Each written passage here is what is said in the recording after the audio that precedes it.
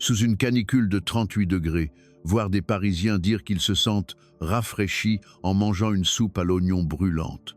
N'est-ce pas la chose la plus incompréhensible au monde? La meilleure productrice de CNN est montée dans l'avion pour la France avec un sentiment de supériorité. Mais à son arrivée à l'aéroport Charles de Gaulle, son expression a radicalement changé. C'est nous, les primitifs. À son retour, le documentaire qu'elle a réalisé a mis toute l'Amérique sens dessus-dessous. Dès sa diffusion, les serveurs de CNN ont été pris d'assaut et, en une nuit, les climatiseurs des marques Atlantique et Sauter étaient en rupture de stock dans tout le pays. Quelle vérité choquante a-t-elle donc découverte en France? L'histoire de cet été qui a plongé l'Amérique dans une panique collective commence maintenant. Je suis Sarah Johnson, productrice de documentaires pour CNN. L'été dernier, Los Angeles était un véritable enfer. 38 degrés, la pire canicule de l'histoire des États-Unis. Du matin au soir, le soleil brûlait la ville sans pitié et tout à Los Angeles semblait fondre. Ce matin-là n'était pas différent. À peine sorti du lit, mon corps était déjà moite et collant. J'ai pris une douche, mais à peine sorti de la salle de bain, je transpirais déjà à nouveau. Notre appartement, un bâtiment de style colonial espagnol des années 1920, n'avait évidemment pas de climatisation centrale. Et à cause de la loi sur la protection des monuments historiques, il était impossible d'en installer une. Le trajet pour aller au travail était encore pire. Dès que je mettais un pied dehors pour rejoindre le parking, une vague de chaleur me frappait au visage. En montant dans la voiture, le volant était si brûlant que je ne pouvais pas le tenir. J'ai allumé la climatisation, mais pendant les 10 premières minutes, seul un vent chaud en sortait, et encore des embouteillages. L'asphalte fondait sous la chaleur, provoquant des travaux. Un soupir profond m'échappa en écoutant les informations routières à la radio. C'était déjà la 3e fois cette semaine. Enfin arrivé au bureau, la situation n'était guère meilleure. Le vieux système de climatisation de notre immeuble CNN fonctionnait à peine. Quelques ventilateurs se contentaient de brasser un air tiède. « Sarah, on va déjeuner ?» m'appela mon collègue, John Peterson. Nous nous sommes dirigés vers notre restaurant habituel, une étoile au Michelin. J'espérais qu'au moins un restaurant de luxe serait frais, mais... Nous sommes sincèrement désolés, madame. Il fait trop chaud dans les cuisines, nous ne pouvons pas cuisiner. Le serveur s'excusa en s'épongeant le front. Le chef, victime d'un coup de chaleur, avait été transporté à l'hôpital. Le meilleur restaurant d'Amérique, incapable de servir à manger, telle était la réalité de notre culture du travail. Nous avons fini par manger un sandwich tiède dans une épicerie du coin. Même le pain était ramolli et sans saveur. Los Angeles va finir par s'effondrer à ce rythme, dit John. J'étais entièrement d'accord. Sur le chemin du retour, j'ai été témoin d'une scène surréaliste sur Hollywood Boulevard. L'asphalte fondait littéralement. Le talon de mon escarpin s'est enfoncé dans le goudron poisseux. Catastrophe. Mes chaussures Jimmy Choo à $1200. Le talon était complètement fichu. Mais le plus choquant fut la scène près de l'observatoire Griffith. Des touristes s'effondraient un peu partout. Les sirènes des ambulances retentissaient sans cesse et les secours s'agitaient dans tous les sens. L'été ensoleillé et glamour de Los Angeles avait complètement disparu. De retour au bureau, je me suis affalé devant un ventilateur. Mon maquillage avait coulé, mes vêtements étaient trempés de sueur. Est-ce vraiment ça, une ville d'un pays développé, murmurai-je pour moi-même. C'est alors qu'un article en ligne attira mon attention. Les Français dégustent des plats chauds en pleine canicule. Une superstition sans fondement scientifique. Une vague de mépris m'envahit. Ah, vraiment primitif, manger chaud par temps de canicule. Décidément, l'Europe est à la traîne. Mais soudain, une idée germa. C'est parfait pour le thème de ma prochaine série. Le lendemain matin, je me suis rendu, excité, au bureau du rédacteur en chef. J'étais convaincu d'avoir trouvé un sujet en or. Michael, cette fois, j'ai trouvé quelque chose d'incroyable. Michael Anderson, le rédacteur en chef, examinait des documents dans son bureau où la clim fonctionnait à peine, la chemise retroussée. Des perles de sueur coulaient sur son front. « Quoi encore, Sarah ? Je meurs de chaud. Fais court. La France. Par plus de 40 degrés, ils mangent de la soupe à l'oignon bien chaude, une sorte de potage gratiné, brûlant, servi dans un bol en terre cuite. Les yeux de Michael s'illuminèrent. Il sembla oublier la chaleur un instant. « Vraiment? C'est vrai, ce que tu dis ?» ?»« Oui, et le plus drôle, c'est qu'en la mangeant, ils disent que c'est rafraîchissant. » Le comble de la contradiction, non? Je lui montrai les documents que j'avais préparés. Des articles sur les traditions culinaires françaises en été, le concept étrange de combattre le mal par le mal, et des photos de divers plats d'été chaud. Regardez ça, pot-au-feu, choucroute. Que des plats en sauce et bouillants. Ils mangent même des plats épicés comme la rouille. C'est de la pure folie. Michael secoua la tête en parcourant les documents. Incroyable. Nous, en été, on mange du gazpacho froid ou des salades. Ce n'est pas tout. Écoutez bien. J'ai sorti une information encore plus choquante. Apparemment, en France, ils ont encore la culture de manger des escargots. Des escargots, vous vous rendez compte? N'est-ce pas totalement barbare? Quoi? Au XXIe siècle, des escargots? L'expression de Michael vira à l'horreur. Pour nous, Américains, les escargots étaient des bestioles de jardin. L'idée de les manger était inconcevable.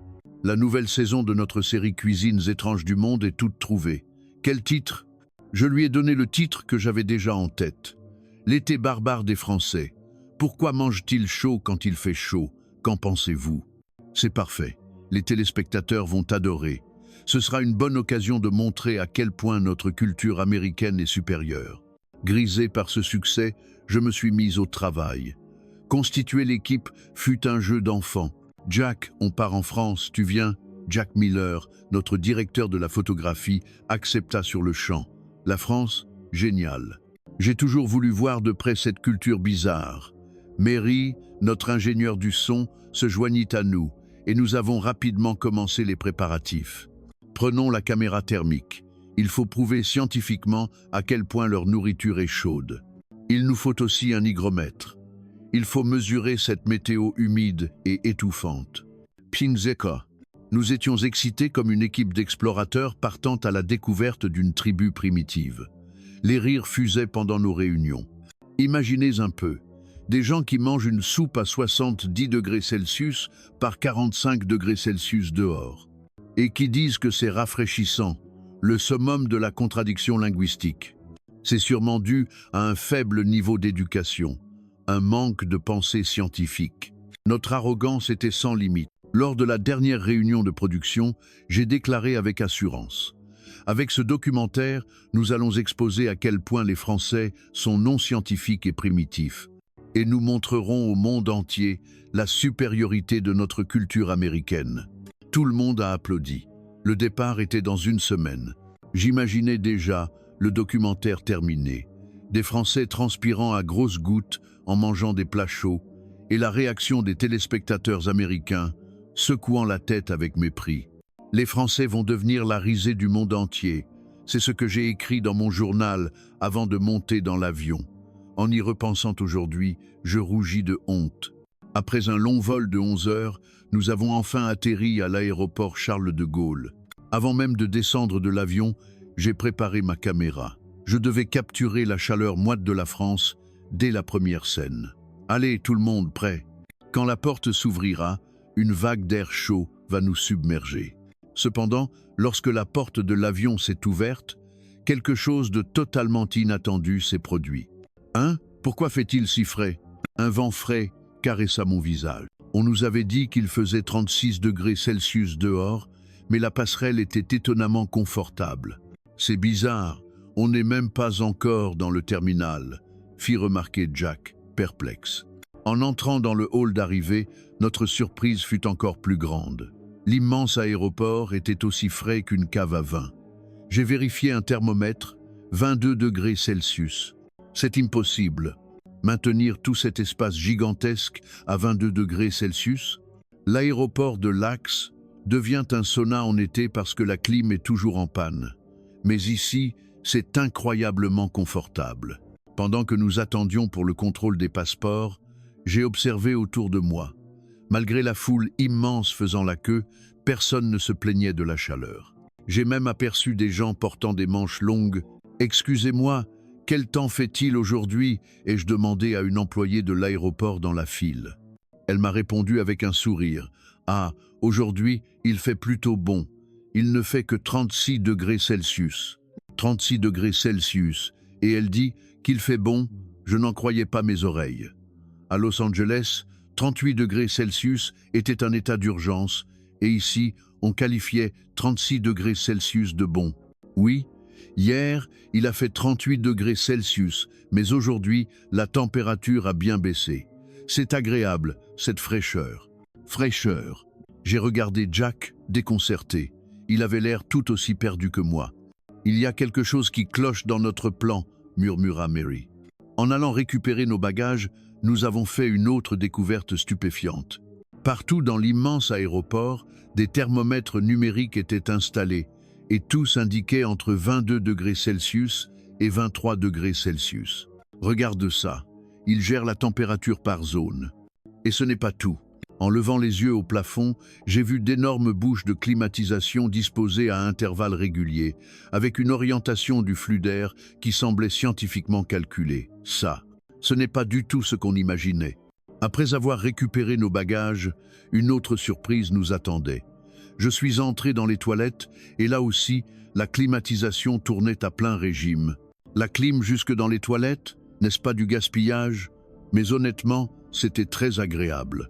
Les toilettes de l'Axe en été sont un enfer d'odeur et de chaleur, alors qu'ici, c'était impeccable. En passant la douane et en arrivant dans le hall des arrivées, j'ai sorti ma caméra thermique. La température extérieure était bien de 36 degrés Celsius.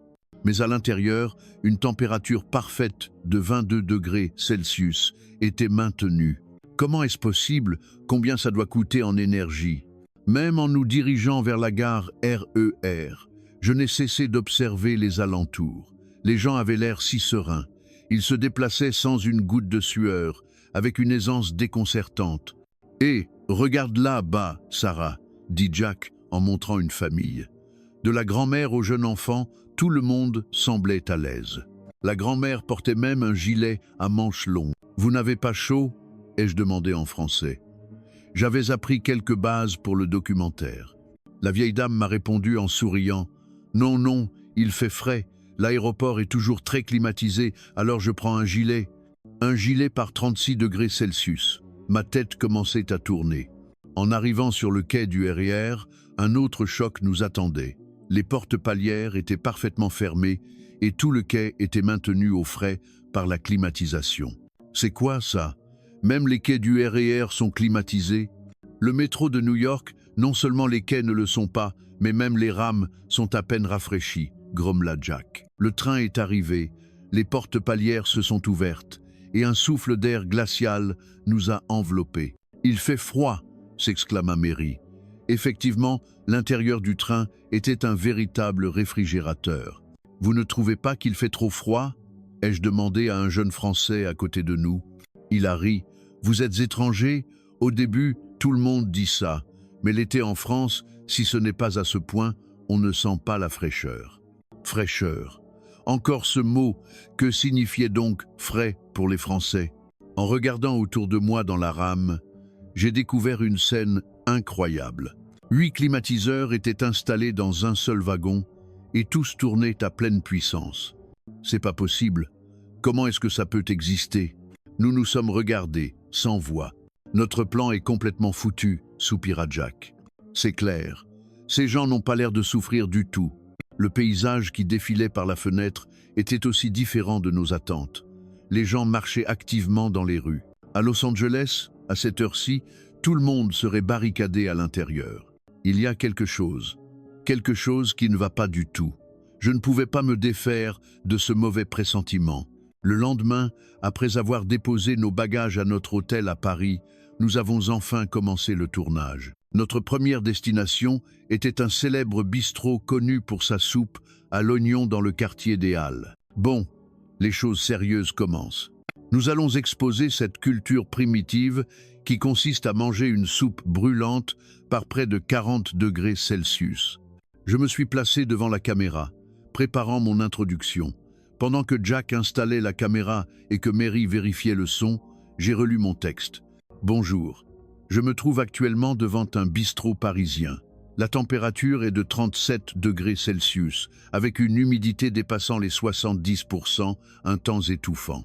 Incroyable mais vrai, les Français mangent par ce temps une soupe à l'oignon brûlante. Est-ce un comportement rationnel? Nous allons le vérifier par nous-mêmes. Cependant, en ouvrant la porte du restaurant, une autre situation inattendue s'est produite. Quoi? Ici aussi il y a la clim. L'intérieur était parfaitement frais. Non, plus que frais, il faisait presque froid. Bonjour, vous êtes combien? Le serveur nous a accueillis avec un sourire chaleureux. 3 personnes. Nous nous sommes assis à une table près de la fenêtre. Dehors, le soleil tapait, mais à l'intérieur, le confort était total. Vous êtes étranger? Vous avez déjà goûté la soupe à l'oignon? Non, c'est la première fois. Ah, alors je vais vous la préparer avec un soin tout particulier. La gentillesse du serveur me déstabilisa un peu. J'étais venu pour critiquer, et voilà qu'on m'accueillait si chaleureusement. Peu de temps après, la soupe à l'oignon fumante est arrivée. Servie dans son bol en terre cuite, elle était vraiment brûlante. Jack, prépare la caméra thermique. La mesure indiquait plus de 75 degrés Celsius. Regardez ça. Par cette chaleur, il mange un plat à 75 degrés Celsius, dis-je d'un air suffisant à la caméra, persuadé d'avoir enfin la scène que je voulais. C'est alors que la scène à la table voisine attira mon attention. Une famille française mangeait sa soupe à l'oignon en transpirant abondamment. « Ah, Sahekinke » dit l'homme d'âge mûr, qui semblait être le père, en s'essuyant le front. Un instant, je crus avoir mal entendu. J'ai laissé échapper une exclamation en anglais. « Refreshing » ? Vous venez de dire que c'est rafraîchissant en mangeant quelque chose de brûlant? Quand j'ai répété ma question en français, l'homme a hoché la tête en riant. Oui, on transpire un bon coup et ça dégage tout de l'intérieur, non? Dégage tout de l'intérieur. J'étais complètement perdu. Manger quelque chose de chaud pour se sentir dégagé, qu'est-ce que cela pouvait bien vouloir dire? C'était au-delà de ma compréhension. Vous êtes étrangère, n'est-ce pas? C'est normal que vous ne compreniez pas, commença à expliquer gentiment sa femme, assise à côté de lui. Le mot français, rafraîchissant ou requinquant, ne signifie pas seulement froid. C'est le sentiment que quelque chose de pesant est évacué, que quelque chose de bloqué se libère. Une sensation de bien-être, d'être revigoré, ça englobe tout ça. Quelque chose de bloqué qui se libère. Ma confusion ne faisait qu'augmenter. J'ai demandé à Jack de me traduire, mais il avait l'air aussi perplexe que moi. « Goûtez-y, vous comprendrez ce que je veux dire », m'encouragea la femme. Hésitante, je pris une cuillerée de la soupe brûlante. Aïe, c'est chaud, j'ai cru me brûler la bouche. Mais juste après, quelque chose d'incroyable se produisit. Je me suis mise à transpirer comme jamais. Le front, la nuque, le dos, la sueur coulait à flot. Alors, ça ne vous requinque pas? Non, j'ai encore plus chaud, dis-je en m'épongeant frénétiquement avec une serviette. Malgré la climatisation à plein régime, ma transpiration ne s'arrêtait pas. Continuez à manger. Au début, c'est toujours comme ça. Les gens autour me regardaient d'un air amusé. J'étais gêné, mais j'ai continué à manger. Je devais vivre l'expérience à fond pour mon reportage. Et là, un phénomène étrange se produisit. Au fur et à mesure que je mangeais, cette sensation de chaleur suffocante initiale commençait à se dissiper. C'était comme si mon corps devenait plus léger. « Hein? Qu'est-ce que c'est ?»« Voilà, c'est ça, être requinqué », dit la femme avec un grand sourire. En anglais, vous diriez peu « être refreshing », mais c'est bien plus profond. C'est comme si les mauvaises énergies du corps s'évacuaient avec la sueur. J'étais sous le choc. Rafraîchissant n'était pas qu'un simple mot pour décrire une température. La soupe à l'oignon est aussi pleine de nutriments. Elle redonne de l'énergie au corps, ajouta le serveur. C'est pour ça qu'en manger pendant la canicule permet au contraire de combattre la fatigue due à la chaleur. Je ne pouvais toujours pas comprendre. Pourquoi manger chaud quand il fait si chaud? À force de ne manger que des choses froides, on peut avoir mal à l'estomac. Et si la température de votre corps baisse trop vite, vous vous sentez encore plus fatigué. Manger chaud permet de maintenir une température corporelle stable. Devant ces explications quasi médicales, je restais sans voix. Cette culture que nous considérions comme primitive avait en fait une base scientifique. Tout en filmant, j'étais en pleine confusion. Je ne savais plus quoi dire devant la caméra. Le rafraîchissant français était complètement différent de ce que j'avais imaginé. Mes commentaires moqueurs préparés à l'avance ne sortaient plus. Quand j'ai fini ma soupe, chose vraiment étrange, je me sentais nettement plus légère. En sortant, je me suis dit « Tiens, j'ai l'impression qu'il fait moins chaud que tout à l'heure. » Est-ce possible? Je ne me comprenais plus moi-même. La température n'avait pas changé, mais ma perception de la chaleur, si. « Jack, on va monter ça comment? » Aucune idée. On est venu pour se moquer, et au final, c'est nous qui recevons une leçon. Mary avait l'air aussi abattue. On sait peu. Être trompé, Sarah. Dès le premier tournage, notre plan était un échec total. Venus pour exposer une culture primitive, nous étions en train de prendre conscience de notre propre ignorance. Le lendemain matin, nous avons décidé de faire l'expérience des heures de pointe à Paris. Aujourd'hui, on devrait réussir à filmer quelque chose de bien. Comme le métro de New York, ça doit être une scène d'enfer. Je n'avais pas encore perdu tout espoir. Ce n'est pas parce que c'est le métro parisien qu'il y a quelque chose de spécial, non? S'il y a du monde, ce sera forcément chaud et désagréable. Nous nous sommes dirigés vers la station Châtelet-Les Halles à 8 heures du matin, l'une des stations les plus fréquentées de Paris. Dès l'instant où nous sommes descendus dans la station, ce fut une succession de surprises. En prenant l'escalator, un vent frais caressait nos visages.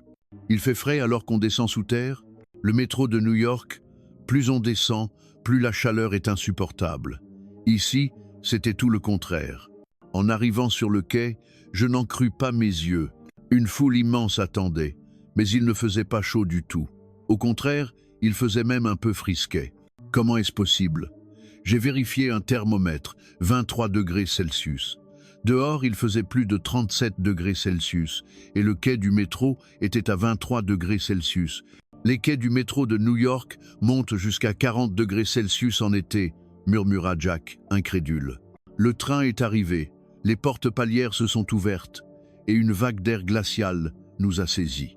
Ouh là, il fait froid, ai-je laissé échapper. L'intérieur du train était un vrai frigo. Poussés par la foule, nous sommes montés de justesse dans la rame, mais chose surprenante, ce n'était pas désagréable. Dans le métro de New York, avec une telle densité, l'odeur de sueur et la chaleur humaine rendraient l'air irrespirable. Ici, même entassé, c'était confortable. « Excusez-moi, il y a combien de climatiseurs ici ?» ai-je demandé à un employé de bureau à côté de moi. Il a pointé le plafond. 8 par voiture. Et il y a un système de ventilation séparé en plus. 8 par voiture, je suis resté bouche bée. Alors, ça fait combien pour un train entier? C'est une rame de 10 voitures, donc 80. 80 climatiseurs dans un seul train. Je n'arrivais pas à cacher mon choc. Et la facture d'électricité? C'est la RATP et Île-de-France Mobilité qui prennent en charge. C'est considéré comme un droit fondamental des citoyens. Encore cette expression. Le confort thermique, un droit fondamental. Un concept inimaginable aux États-Unis. « Vous venez des États-Unis » me demanda l'homme. « Oui, de Los Angeles. P6 Benoît Blanc. » Ah, j'ai entendu dire que le métro de New York n'a pas de climatisation. Ça doit être difficile en été. Être pris en pitié par un Français. Ma fierté en a pris un coup, mais c'était la vérité, alors je n'ai rien pu dire. Le métro de New York est très ancien, vous savez. La première ligne du métro de Paris date de 1900, mais nous l'améliorons constamment. Je ne savais plus quoi répondre. L'excuse de l'ancienneté ne tenait pas. À chaque arrêt, les portes s'ouvraient et se fermaient. Mais étonnamment, la température ne variait presque pas. Comme les quais étaient également frais, l'air chaud n'entrait pas. À New York, à chaque station, c'est une bouffée d'air chaud qui entre et la température n'arrête pas de grimper, soupira Mary. Le plus choquant était l'apparence des gens. Dans un train bondé aux heures de pointe, tout le monde était impeccable. Pas une goutte de sueur, un maquillage intact. Est-ce vraiment la même scène de trajet domicile-travail? À New York, le trajet estival est un combat. On arrive au bureau trempé de sueur et la première chose à faire est de s'essuyer aux toilettes. Mais ici, ce n'était pas nécessaire. En descendant à la station de l'hôtel de ville, une autre scène surprenante nous attendait. Un immense centre commercial souterrain, le Forum des Halles, s'étendait à perte de vue. On peut se déplacer sur de longues distances entièrement en sous-sol. C'est très pratique les jours de pluie ou de grande chaleur, nous expliqua notre guide. Boutiques de cosmétiques, de vêtements, restaurants, cafés, tous les commerces étaient connectés en sous-sol et l'ensemble était parfaitement climatisé. C'est une véritable ville souterraine, ne pus-je m'empêcher de m'exclamer. Maintenant, je comprenais. Je comprenais pourquoi les Français pouvaient être si actifs même en été. « Sarah, on s'est complètement planté », dit Jack en baissant sa caméra. « C'est New York, le pays sous-développé. » Je ne pouvais pas le contredire. J'ai essayé de faire mon reportage devant la caméra, mais les mots que j'avais préparés ne sortaient plus. Mesdames et messieurs, je suis actuellement dans le métro de Paris. C'est un monde complètement différent de New York. L'inconfort que nous acceptions comme une fatalité n'existe pas ici. Non, en fait, il n'y avait aucune raison d'accepter cet inconfort. En remontant à la surface après le tournage, j'étais plongé dans de profondes réflexions. Pourquoi ne pouvions-nous pas faire ça? Manque de technologie, manque d'argent ou simplement de la négligence? C'était un moment où la fierté américaine s'effondrait. Ce soir-là, en me promenant près de l'hôtel, j'ai eu un autre choc. Qu'est-ce que c'est que ça? Il est 2 heures du matin, pourquoi est-ce si éclairé? Partout dans la rue, des magasins brillaient de 1000 feux. En regardant les enseignes, je vis des Franprix, des Monop, des Carrefour City. Tous des supermarchés de proximité. Des supérettes ouvertes tard le soir. En France, il y en a partout, expliqua notre guide comme si c'était une évidence. Ouvertes tard, même le dimanche? Oui, certaines jusqu'à minuit, et beaucoup sont ouvertes le dimanche matin. J'étais stupéfaite. Aux États-Unis, il y a des magasins ouverts 24 heures divisés par 24, mais pas autant. Et surtout, pour des raisons de sécurité, beaucoup ferment la nuit.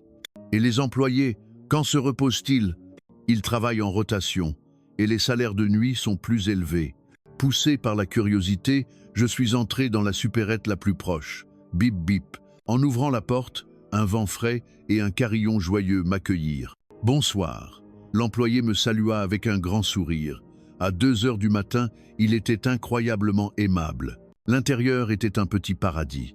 La climatisation tournait à plein régime et sous un éclairage vif, les étagères débordaient de produits variés. Waouh, c'est quoi ça? Le rayon des boissons fraîches proposait des dizaines de variétés et le congélateur des glaces était rempli de marques que je n'avais jamais vues. Une petite glace? La marque Magnum est très populaire. Le prix était d'environ 2 €. Aux États-Unis, une glace coûte facilement 5 $. Il y a aussi des plats préparés.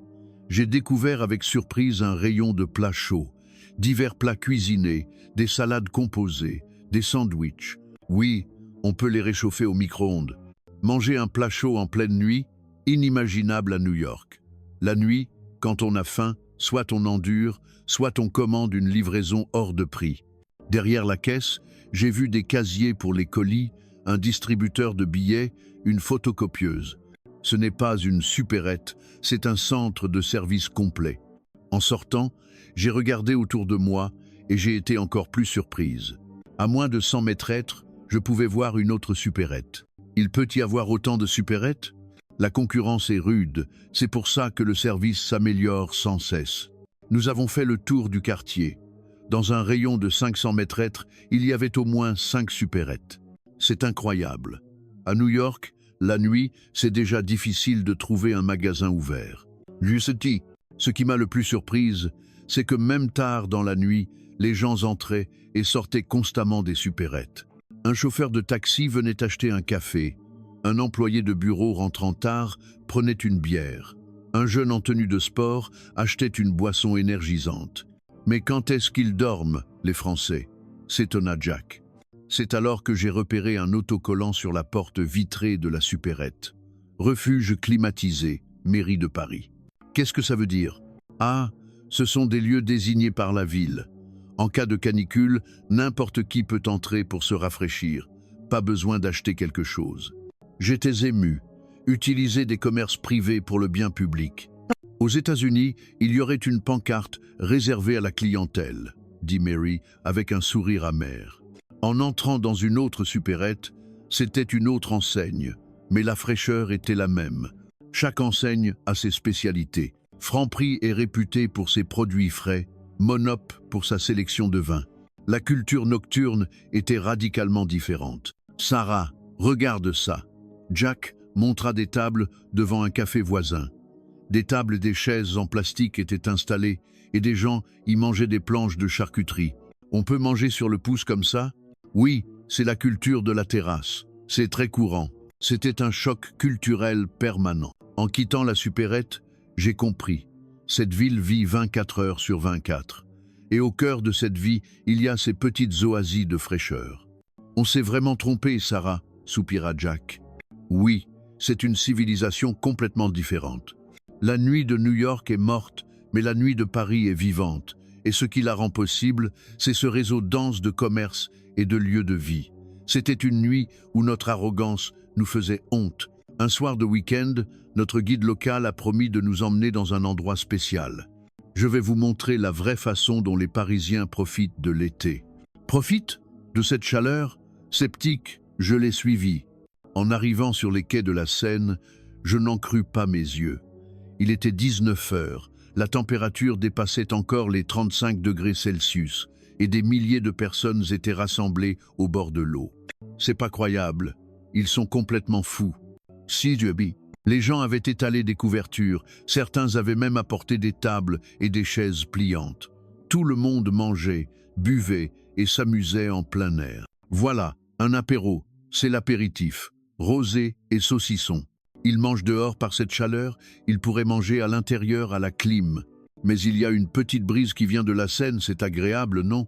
Et puis, c'est l'ambiance qu'on recherche. Agréable. Encore ce mot, mais cette fois, je commençais à comprendre un peu. On essaie, le guide a trouvé un espace libre et a étalé une couverture. Comment on se procure du saucisson ici? On peut se faire livrer. Se faire livrer sur les quais de la Seine? Bien sûr, en France, on peut se faire livrer presque partout. Le guide a sorti son smartphone et a ouvert une application de livraison. Des dizaines de traiteurs et d'épiceries fines sont apparus avec des menus variés. Rosé de Provence, comté, jambon de Bayonne. Qu'est-ce qui vous ferait plaisir? Je ne sais pas du tout. Alors je commande un assortiment. 30 minutes plus tard, la livraison est arrivée. Un livreur à scooter est venu jusqu'à la promenade des quais et nous a tendu un sac rempli de victuailles fraîches. Comment est-ce possible? Je n'arrêtais pas d'être surprise. Du rosé frais, acheté dans une supérette voisine et une planche de charcuterie et de fromage. Logiquement, une combinaison étrange. Mais dès la première bouchée, oh mon Dieu, c'est délicieux. L'association du saucisson savoureux et du rosé frais était divine. C'est bon, hein? Voilà l'été français. En regardant autour de moi, tout le monde semblait heureux. Les enfants couraient, les amoureux flirtaient, les familles discutaient. Les Américains, quand il fait chaud, ils restent enfermés chez eux, dis-je. Les guidari, n'est-ce pas plus étouffant? Les Français n'évitent pas la chaleur, ils apprennent à vivre avec et à en profiter. Profiter de la chaleur. Une idée vraiment révolutionnaire. Une brise s'est levée de la rivière. Chose étrange, c'était vraiment frais. Non, pas frais, je dirais plutôt vivifiant. Alors, vous commencez à comprendre ce que frais veut dire? Une famille française sur la couverture voisine s'est adressée à nous. Oui, je commence à comprendre un peu, ai-je répondu en français. Tout le monde a applaudi. Vous êtes devenue une vraie Parisienne maintenant. En nous voyant profiter de l'apéro, tout le monde a ri. J'ai ri avec eux. Pour la première fois, je me sentais en phase avec les Français. En observant attentivement, j'ai remarqué que les infrastructures étaient parfaites. Il y avait des toilettes publiques, des points d'eau potables. Des péniches restaurants et des cafés étaient à proximité, offrant un refuge frais à tout moment. C'est la mairie de Paris qui gère tout ça, pour que les citoyens puissent en profiter confortablement. Des poubelles de tri sélectif étaient partout, et tout était propre. À la nuit tombée, encore plus de monde est arrivé. C'est maintenant que ça commence vraiment, dit le guide. Les lumières des bateaux-mouches illuminaient la Seine, la tour Eiffel, scintillait. Les gens applaudissaient. C'est gratuit? Oui, tous les soirs. J'étais ému. Un spectacle gratuit pour les citoyens. Même après 22 heures, les gens ne semblaient pas prêts à partir. Au contraire, l'ambiance était encore plus animée. Il reste jusqu'au petit matin. La nuit, il fait encore plus frais. Et c'était vrai, la brise nocturne de la rivière était fraîche. Non, maintenant, je croyais comprendre le sens de cette fraîcheur. « Sarah, tu penses qu'on pourrait créer une culture comme ça à New York ?» demanda Jack. « Je ne sais pas. Il faudrait commencer par nettoyer l'Hudson River. » Nous avons tous ri. Ce soir-là, je suis resté sur les quais de la Seine jusqu'à 1 heure du matin. Pour la première fois, j'ai réalisé que l'été pouvait être une saison agréable. Une façon de ne pas fuir la chaleur, mais de vivre avec. Une nouvelle philosophie que les Français m'avaient enseignée. En vérifiant les images que nous avions tournées, je me suis demandé comment vais-je monter ça. Un documentaire censé être une critique était devenu tout autre chose. En rentrant des quais de la Seine, un membre de l'équipe locale a suggéré « On va au karaoké, c'est vraiment frais. » Un karaoké à 1 heure du matin? Oui, c'est ouvert 24 heures divisé par 24. Encore du 24 heures divisé par 24. Ce pays ne dormait donc jamais. En marchant dans la rue, j'ai vu des enseignes au néon karaoké. Il y en avait plusieurs, au 2e et 3e étage des immeubles. Il y en a autant que ça? Le karaoké fait partie de la culture française. C'est un excellent moyen de déstresser. Une chanson coûte 1 ou 2 euros. Oui, c'est vraiment pas cher. J'ai entendu dire que le karaoké est cher aux États-Unis. À New York, 1 heure de karaoké coûte au moins 30 $. Et c'est déjà difficile d'en trouver. En entrant, une vague d'air glacial nous a accueillis. Waouh, il fait vraiment froid ici. On a mis 3 climatiseurs. Quand on chante, on a vite chaud. De petites salles s'alignaient le long d'un couloir, chacune avec un numéro. Nous sommes entrés dans une salle libre. C'est ça, une salle à 2 euros? Un équipement de karaoké dernier cri, un grand écran, un système de son de qualité et surtout un climatiseur qui soufflait directement sur nos visages. Il y avait aussi 2 micros. Oui, on peut faire des duos. What it new? J'ai cherché des chansons en anglais. Étonnamment, tout y était, du classement Billboard au dernier tube pop. Don't Stop Me Now. J'ai choisi ma chanson préférée. L'intro a commencé, les paroles sont apparues à l'écran. Chanter sous le souffle du climatiseur, c'était vraiment frais. Non, c'était exaltant. Une chanson, puis une autre. Nous avons chanté sans nous arrêter. Jack et Marie ont chanté avec moi. C'est addictif, ce truc. Finalement, nous avons chanté pour 10 euros. 5 chansons. Aux États-Unis, avec cet argent, on ne peut même pas chanter 1 minute. En sortant, j'ai vu autour de nous des cybercafés, des salles de jeux, des cinémas, divers lieux de divertissement, tous ouverts tard, tous climatisés. Les Français fuient la chaleur en passant du temps dans ce genre d'endroit. Oui, c'est pour ça que la culture des loisirs en intérieur est si développée. À ce moment-là, j'ai compris. Le karaoké n'était pas qu'un simple divertissement, il jouait aussi le rôle de centre de rafraîchissement urbain. Mais pourquoi n'avons-nous pas ça aux États-Unis? Notre guide a réfléchi. Une différence culturelle peut être, en Amérique, vous valorisez beaucoup la vie privée. En France, on a une culture du plaisir partagé. C'était vrai. Nous préférions être seuls, et c'est pour ça que nous souffrions de la chaleur, seuls. En quittant le karaoké, je me suis dit, venu pour me moquer, et je finis par être jalouse. Le jour suivant, nous avons décidé de visiter une famille française. Notre coordinateur local nous a présenté la famille de Madame Émilie Martin, une famille de 4 personnes vivant dans un appartement haussmannien typique du 17e arrondissement. Entrez. Vous avez dû avoir chaud. Je vais mettre la clim un peu plus fort. Dès que la porte s'est ouverte, un vent frais nous a enveloppés. Non merci, il fait assez frais. En fait, il fait même un peu froid. En nous guidant vers le salon, un grand climatiseur mural fonctionnait silencieusement. Waouh, il est vraiment grand. Le salon est spacieux, alors on en a mis un grand. En été, il tourne presque toute la journée. Le salon était décoré de façon sobre et moderne. Mais il y a aussi un climatiseur dans la cuisine? Ah oui, Quand on cuisine, il fait très chaud, alors on en a installé un autre.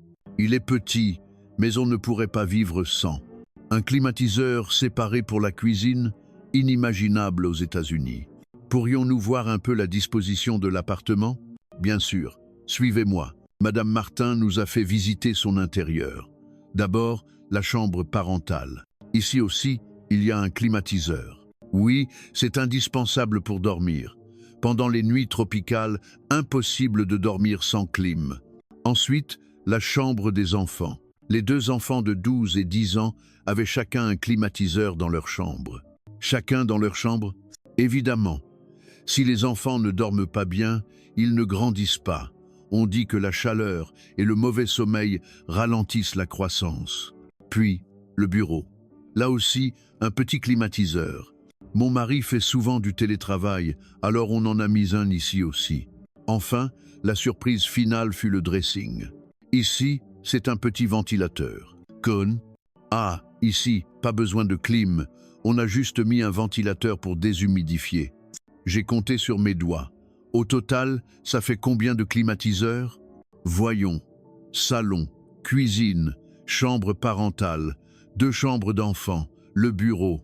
Ah oui, et il y en a un petit dans la buanderie. Ça fait 7.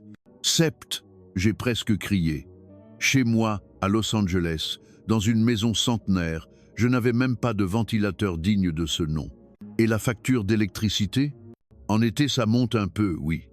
Entre 250 et 300 euros. Environ 270 à 320 $. Pour Los Angeles, ce n'était pas si élevé, mais pour 7 climatiseurs. Ce n'est pas si cher. La santé est plus importante, non? Et les climatiseurs récents sont à technologie à inverteur. Ils ne consomment pas tant que ça. Madame Martin m'a montré la télécommande. Ça, c'est le mode IA. Il détecte la présence des personnes et envoie l'air uniquement vers elles, en ajustant automatiquement la température. La nuit, le mode sommeil réduit le bruit et économise de l'énergie. L'IA dans les climatiseurs. J'allais de choc en choc. Aux États-Unis, même les climatiseurs manuels étaient rares, et ici, on parlait d'intelligence artificielle. Et regardez ça, Madame Martin a sorti son smartphone. Je peux le contrôler avec une application. Je l'allume avant de rentrer à la maison, comme ça, il fait déjà frais quand j'arrive. Vous pouvez le contrôler de l'extérieur? Oui, c'est connecté en Wi-Fi. C'était vraiment la technologie du futur. Aux États-Unis, la climatisation est considérée comme un produit de luxe. Un luxe? La clim? En été, c'est une nécessité. Un appartement sans climatisation ne se loue pas. Sa réponse catégorique me laissa sans voix. Et en hiver, que faites-vous? Vous enlevez les climatiseurs? Non, les climatiseurs récents sont réversibles, ils font aussi chauffage. On les utilise toute l'année. En hiver, le chauffage électrique est souvent moins cher que le gaz. Chauffage aussi, 7 climatiseurs qui gèrent le chaud et le froid. Les Français ne peuvent vraiment pas vivre sans climatisation. Évidemment, qui vit sans clim de nos jours? Même dans un studio, la clim est la base. Ce mot, évidemment, résonnait dans ma tête. En continuant la visite, une autre chose m'a surprise. Les fenêtres. Vos fenêtres ont l'air spécial. Ah, c'est du double vitrage. En fait, on pense passer au triple vitrage. Une bonne isolation améliore l'efficacité de la climatisation. Tout était pensé pour l'efficacité énergétique. Et la salle de bain? Pour la salle de bain, une VMC suffit. C'est pour l'humidité après la douche. C'était rationnel, le nécessaire, là où c'est nécessaire. En partant, Madame Martin a dit « L'Amérique est un grand pays avec des hivers froids, alors vous faites attention au chauffage. Nous avons des étés chauds, alors nous faisons attention à la climatisation. C'est naturel. » C'était vrai. De la même manière que nous considérions le chauffage comme une évidence, ils considéraient la climatisation comme une évidence. En sortant, j'étais une autre personne. Jack, et si c'était nous, les primitifs? J'ai bien l'impression. Nous qui vivons sans clim au XXIe siècle, en pleine canicule. Mary, qu'en penses-tu? Je n'ai plus envie de rentrer à Los Angeles. Nous avons tous ri, mais c'était un rire amer. Nous moquer de nous-mêmes, venus pour critiquer et finissant par envier, était ridicule. 7e jour de tournage. L'équipe de production a annoncé avoir préparé un déjeuner spécial. Aujourd'hui, je vais vous montrer un plat d'été français vraiment choquant. Plus choquant que la soupe à l'oignon? Oui, les huîtres. Les huîtres, vous voulez dire des coquillages crus? Exactement. Mangées vivantes avec juste un filet de citron. J'ai cru à une blague. Des huîtres crues? Comment cela pouvait-il être un repas? Nous sommes entrés dans une célèbre brasserie du quartier de l'Opéra. Bien sûr, la climatisation était à fond. Je n'étais même plus surprise. Un plateau de fruits de mer pour 3, s'il vous plaît. En attendant notre commande, j'ai observé la table voisine. Hein? C'est quoi ça? Sur un lit de glace pilé, des dizaines de coquillages étaient présentés. Ce sont des fruits de mer, très populaires en été. C'est comme des sushis froids? Non, c'est complètement différent. Ce sont des produits de la mer, servis très frais. Notre plateau est arrivé. Comment on mange ça? Sur le grand plateau, des huîtres, des crevettes, des bulots, des langoustines et beaucoup de glace. Il faut d'abord ouvrir l'huître avec ce couteau spécial. J'ai essayé, mais c'était difficile. Le serveur l'a fait pour moi avec une dextérité impressionnante. J'ai regardé l'huître gluante dans sa coquille. J'hésitais. Allez-y, un peu de citron, et vous l'avalez d'un coup. Avec appréhension, j'ai porté la coquille à mes lèvres. J'ai aspiré. C'est quoi ça? Froid, iodé, salé, frais, avec une saveur umami. Un goût unique que je n'avais jamais connu. C'est le goût de la mer, bien frais. J'ai pris une crevette. Elle était ferme et sucrée. C'était délicieux. C'est bon, n'est-ce pas? Encore ce mot, frais. Mais cette fois, je comprenais à 100%. Ce n'était pas seulement froid. C'était une sensation qui purifiait le palais. C'est tellement bon, je me suis régalé. On vous apporte du pain et du beurre? On nous a apporté une corbeille de pain de seigle et du beurre salé. On mange les huîtres avec du pain? Oui, c'est la tradition. C'est pratique. Aux États-Unis, on aurait crié au sacrilège de briser la tradition. Mais pourquoi manger des fruits de mer crus en été? Ce n'est pas risqué? Au contraire, par temps chaud, manger des aliments frais et légers, ça revigore. Et avec une telle fraîcheur, il n'y a aucun risque.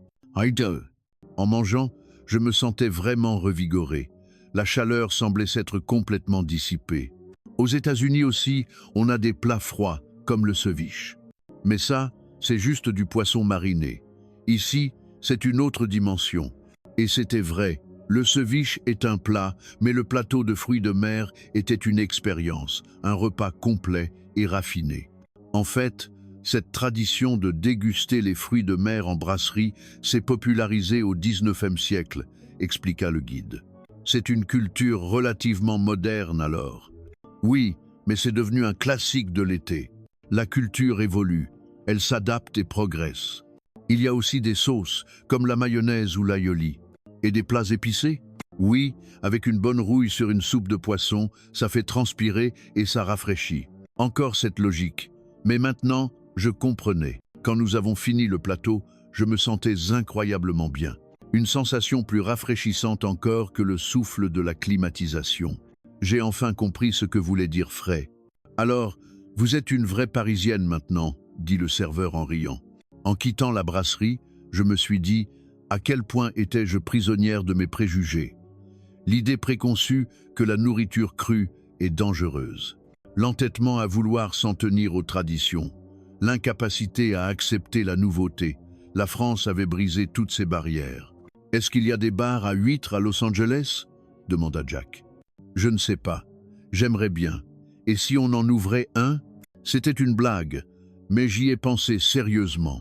Si les Américains goûtaient à ça, ils adoreraient. De retour à l'hôtel après avoir terminé tous nos tournages à Paris, j'étais en proie à un profond dilemme. « Jack, on est dans le pétrin. Pourquoi?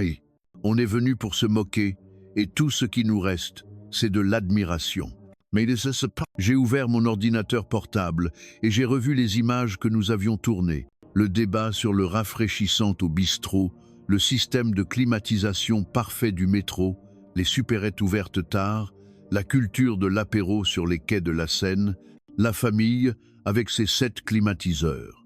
Comment je vais monter ça avec le titre L'été barbare? Jack soupira aussi. Honnêtement, Sarah, c'est pas nous les barbares? Nous qui vivons sans clim au XXIe siècle en pleine canicule. Oh Dieu, c'était la vérité. En revoyant les images, c'était encore plus clair. Mon visage s'émerveillant du rafraîchissant en mangeant la soupe. Mon expression de surprise en goûtant les huîtres. Mon émerveillement devant la perfection des infrastructures. Ton expression est authentique. On ne peut pas monter ça en trahissant la réalité, dit Mary. Mais qu'est-ce que Michael va dire? Je lui ai dit qu'on partait filmer l'été barbare des Français. Ah, le rôle d'un documentaire, n'est-ce pas de montrer la vérité? Les mots de Jack étaient justes. Un documentaire doit capturer la vérité, pas nos préjugés. J'ai réfléchi toute la nuit. À 3 heures du matin, j'ai pris ma décision. On change le titre. Pourquoi? Après un moment de réflexion, un titre m'est venu à l'esprit. Paris, un paradis d'été. C'est tout le contraire de ce qu'on avait prévu. Mais c'est la vérité. J'ai commencé le montage, non pas avec un regard de mépris, mais avec un regard d'admiration. Non pas dans une posture de critique, mais dans une posture d'apprentissage. J'ai aussi complètement réécrit la voix off. Je suis parti en France pour me moquer de leur culture estivale que je croyais primitive. Mais ce que j'ai découvert, c'est une civilisation bien plus avancée que la nôtre. Manger chaud par temps chaud et primitif? Faux. C'était une sagesse millénaire empreinte de science. Rafraîchissant n'était pas qu'une simple description de température. Les Français possédaient un concept que nous n'avions pas. En faisant le montage, j'ai pleuré. Pourquoi tu pleures? Je ne sais pas. De honte, de regret et de gratitude. À quel point j'avais méprisé les Français. À quel point j'étais persuadé de la supériorité de notre culture. Et à quel point la France nous avait appris de choses. Tout était devenu clair. La dernière scène était celle de moi, sur les quais de la Seine, profitant d'un apéro et criant « C'est rafraîchissant ». Moi aussi, je sais maintenant ce que veut dire rafraîchissant et pourquoi la France est un paradis d'été. Quand j'ai terminé le montage et que nous avons regardé la version finale, nous sommes restés tous les 3 sans voix. C'est nous qui avons fait ça. Un documentaire de moquerie est devenu un documentaire d'éloge. Non, c'est ça, un vrai documentaire, dit Jack. Briser les préjugés et montrer la vérité. C'est notre métier, non? C'était vrai. C'était notre métier. Michael va être furieux. Alors montrons-lui. En voyant les images, il comprendra. J'ai mis le fichier sur une clé USB. Paris, un paradis d'été. L'histoire d'un pays non pas à moquer, mais dont il fallait apprendre. Le lendemain de mon retour à Los Angeles, je me suis rendu au bureau du rédacteur en chef, le cœur battant. « Sarah, enfin te voilà. Alors, la France, tu as bien ramené de quoi te moquer, j'espère » demanda Michael, le visage plein d'attente. Michael, avant tout, regarde la vidéo. Pourquoi le titre a changé? Paris, un paradis d'été? Vous comprendrez en regardant. J'ai lancé la version finale du montage. Au début, le visage de Michael était renfrogné, mais il a progressivement changé. À la scène du métro, il était bouche bée. À la scène des 7 climatiseurs, il a sursauté sur sa chaise. Tout ça, c'est vrai. Oui, c'est ce que j'ai vécu personnellement. Quand la vidéo s'est terminée, Michael est resté silencieux un long moment. « Sarah, on s'est complètement trompé. Je suis désolé. J'étais parti pour critiquer. Non, tu as fait du bon travail. C'est ça, un vrai documentaire. Montrer la vérité. » Michael l'a regardé par la fenêtre. Los Angeles était toujours aussi étouffant. On diffuse ça comme ça. L'Amérique a besoin de voir ça. De voir à quel point nous sommes en retard. Vraiment? Oui, ça va faire un buzz encore plus grand. La veille de la diffusion, la bande-annonce est passée. Choc. La productrice de CNN découvre un paradis d'été en France. Les réseaux sociaux se sont enflammés. La France, un paradis? 7 climatiseurs? C'est pas possible. Le jour de la diffusion, j'étais très nerveuse. Les Américains allaient-ils accepter ça? À 20 h, la diffusion a enfin commencé. J'ai regardé à la maison avec ma famille. « C'est vraiment si frais que ça en France ?» demanda ma mère, incrédule. À peine la diffusion terminée, mon téléphone a commencé à sonner frénétiquement. « Sarah, je viens de voir, c'est incroyable. Dis-moi comment on va en France. » C'est vrai, l'histoire des 7 climatiseurs, le site web de CNN a planté à cause du trop grand nombre de connexions. Sur Twitter, French Summer Paradise est devenu le sujet le plus discuté en temps réel aux États-Unis. Le sujet le plus commenté était bien sûr la signification de rafraîchissant. Un plat chaud qui est rafraîchissant, c'est philosophique. On a besoin d'un mot comme ça. Il faut que j'apprenne le français. Le lendemain matin, tous les grands médias américains parlaient de mon documentaire. New York Times, ce que la France peut nous apprendre sur la gestion des canicules. Washington Post, le pays de la climatisation, pourquoi pas nous? USA Today, la sagesse européenne, l'arrogance américaine. Les politiciens ont aussi commencé à réagir. Pourquoi nos infrastructures publiques n'ont-elles pas de climatisation? Nous devrions autoriser les magasins à rester ouverts plus tard, comme en France. Installer immédiatement la climatisation dans le métro de New York.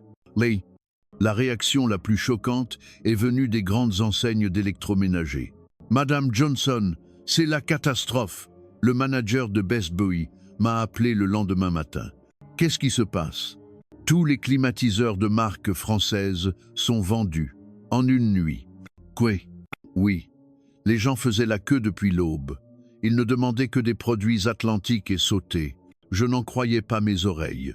Mon documentaire avait provoqué un tel raz de marée. Target, Home Depot, Lowe's, partout aux États-Unis, les nouvelles de la rupture de stock des climatiseurs français affluaient. Les réseaux sociaux étaient en ébullition. Quelqu'un sait où trouver un climatiseur atlantique? Où acheter un inverter sauteur? Partager les méthodes pour importer directement de France. Les agences de voyage ont réagi rapidement. Tour expérience de l'été français. Une semaine au paradis de la clim à Paris. Yeruma, le pays de l'apéro et des huîtres. De tels forfaits sont apparus en un clin d'œil et ont été complets immédiatement. J'étais déconcerté. Venue pour critiquer, j'étais devenue l'ambassadrice du tourisme français. Ce soir-là, Michael m'a appelé. « Sarah, tu as vu les audiences? Les meilleures de l'histoire de CNN. » Michael, merci. C'est toi qu'il faut remercier pour avoir montré la vérité. Grâce à toi, l'Amérique a ouvert les yeux. 2 jours après la diffusion, Los Angeles était en état de siège. « C'est pas possible, j'ai fait la queue depuis 4 heures du matin et je n'ai rien eu », criait un homme devant un magasin Best Buy. Je me suis rendu sur place pour un reportage. La situation était vraiment grave. « Je travaille ici depuis 30 ans, je n'ai jamais vu ça », dit le manager du magasin, l'air abattu. Depuis ce documentaire d'hier, c'est la folie. Le stock d'une année est parti en 2 jours. En entrant dans le magasin, le rayon des climatiseurs était complètement vide. Ils n'achètent pas les autres marques. Ils ne veulent absolument que du Made in France. Ce qui était encore plus surprenant, c'était le prix. Les modèles français étaient plus chers que les modèles américains, mais les gens ne voulaient qu'eux, disant que les performances n'avaient rien à voir. En ligne, la situation était encore pire. Sur Amazon, une recherche pour climatiseurs renvoyait rupture de stock. Les demandes de notification de réapprovisionnement se comptaient par centaines de milliers. Des communautés pour l'importation directe de France ont fleuri. Guide d'achat sur lafnac.com.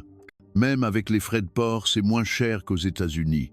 Une semaine plus tard, les entreprises françaises ont réagi en urgence. Atlantique, filiale américaine. Nous avons décidé d'un transport aérien spécial.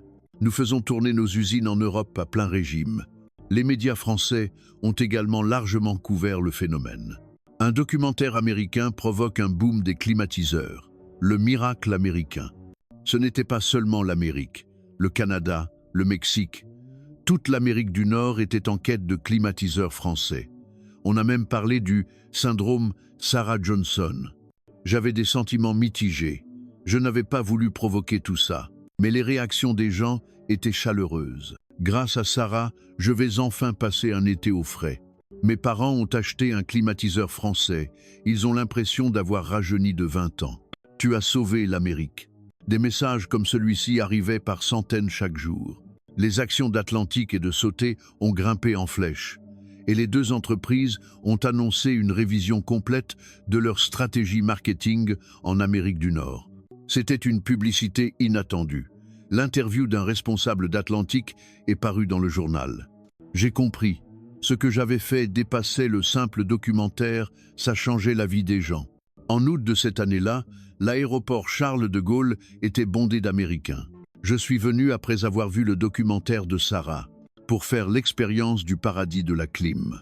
Pour manger des huîtres. Dio. Selon l'Office du tourisme de Paris, le nombre de visiteurs américains avait augmenté de 800% par rapport à l'année précédente. Je suis retourné en France pour un reportage de suivi. Les chants « Élysée » résonnaient de l'anglais. « Hello, thank you ». Les commerçants commençaient à apprendre quelques mots d'anglais. On a énormément de clients américains, une centaine par jour, dit la vendeuse d'une parfumerie. Ce qui était encore plus surprenant, c'était les séjours de longue durée. Nous prévoyons de rester 2 mois. J'ai rencontré une famille américaine qui prévoyait de passer tout l'été en France. Le loyer d'un appartement à Paris est moins cher que celui de notre appartement à Los Angeles. Et si on compte la facture d'électricité, c'est même plus rentable. Un calcul choquant. La ville de Paris a lancé en urgence la campagne Cool Paris. Extension des services d'information en anglais, développement de circuits touristiques estivaux spéciaux, programme de tournée des climatisations et même une zone réservée aux Américains sur les quais de la Seine. C'est votre premier apéro? Laissez-moi vous aider. Des bénévoles apprenaient aux Américains comment déguster le saucisson. Le néologisme « réfugié climatique » est apparu. Il désignait les Américains venus en France pour fuir la chaleur. Les lieux les plus populaires étaient bien sûr les brasseries à huîtres. On a plus de 200 clients américains par jour, disait le patron de la brasserie de l'Opéra. Au début, ils sont un peu réticents, mais une fois qu'ils ont goûté, ils reviennent tous les jours. Les réseaux sociaux américains débordaient de photos vantant l'été français. L'été français, c'est le paradis. AC Paradise, Oyster Addict, Apéro Time. Certains ont même commencé à chercher une résidence secondaire en France. Je compte passer tous mes étés en France. C'est plus pratique qu'une maison de vacances aux États-Unis. Je me sentais à la fois fier et désolé. J'avais peur de déranger les Français, mais tous les Français que je rencontrais m'accueillaient chaleureusement. Grâce à vous, la France est devenue célèbre, on est content. Et on peut apprendre la culture américaine aussi. Jesus. Une nouvelle forme d'échange culturel était en train de naître. Début septembre, une audition a eu lieu au Congrès américain sur les mesures de lutte contre la canicule. Avez-vous vu l'exemple de la France? Nous devons changer, a demandé un sénateur à un responsable de l'Agence de protection de l'environnement. C'est une question de budget. La santé des citoyens n'est-elle pas prioritaire? Après l'audition, de petits changements ont commencé. La ville de New York a commencé à étudier l'installation de climatiseurs supplémentaires sur certaines vieilles lignes de métro et Los Angeles a prolongé les heures d'ouverture climatisées des bibliothèques publiques et des centres communautaires. On ne peut pas tout changer d'un coup, mais il faut commencer quelque part, a déclaré un responsable de la mairie de Los Angeles. Le changement le plus rapide a eu lieu dans le secteur privé. Les grandes surfaces ont agrandi leurs rayons de climatiseurs de marque française et des chaînes de café de style français ont commencé à s'implanter aux États-Unis. Nous ne sommes pas ouverts 24 heures divisées par 24, mais nous avons allongé nos heures d'ouverture, a expliqué le manager d'une nouvelle chaîne. Les médias ont qualifié cela de « changement lent mais sûr », une petite onde de choc déclenchée par un documentaire. L'Amérique doit apprendre ce qu'il y a à apprendre. Oh, bien sûr, il y a eu des critiques. Gaspillage d'énergie, abandon de nos traditions. Mais la voix du changement, surtout chez les jeunes, était de plus en plus forte. Pourquoi devrions-nous être les seuls à souffrir de la chaleur? Soyons pragmatiques. Des pétitions en ligne ont été lancées. De la climatisation dans le métro de New York. Obligation de climatiser les bâtiments publics. Des centaines de milliers de personnes ont signé. Dans certains États, des projets de loi ont même été déposés. Loi sur l'obligation d'installer la climatisation dans les nouveaux bâtiments publics. Loi sur la gestion des refuges climatisés. Il faudrait du temps pour qu'il soit adopté, mais le simple fait que le débat soit lancé était significatif. Les entreprises françaises ont aussi saisi l'opportunité. Nous développons des produits spécifiquement pour le marché américain, déclarait un responsable d'Atlantic. J'observais tous ces changements avec des sentiments complexes. La graine que j'avais semée avait tellement grandi, l'effet papillon d'un petit documentaire. L'Amérique ne changerait pas du jour au lendemain, mais le changement était en marche. L'été suivant, je suis retourné en France à titre personnel. Cette fois, pas pour le travail, mais pour de vraies vacances. Bienvenue. Vous êtes la dame de l'année dernière, n'est-ce pas? Le patron du bistrot des Halles m'avait reconnu. Oui. Vous vous souvenez de moi? Bien sûr, grâce à vous, on a plein de clients américains. Cette fois, j'ai mangé ma soupe à l'oignon, seul, tranquillement, en prenant une cuillerée de la soupe chaude. Ah, ça requinque.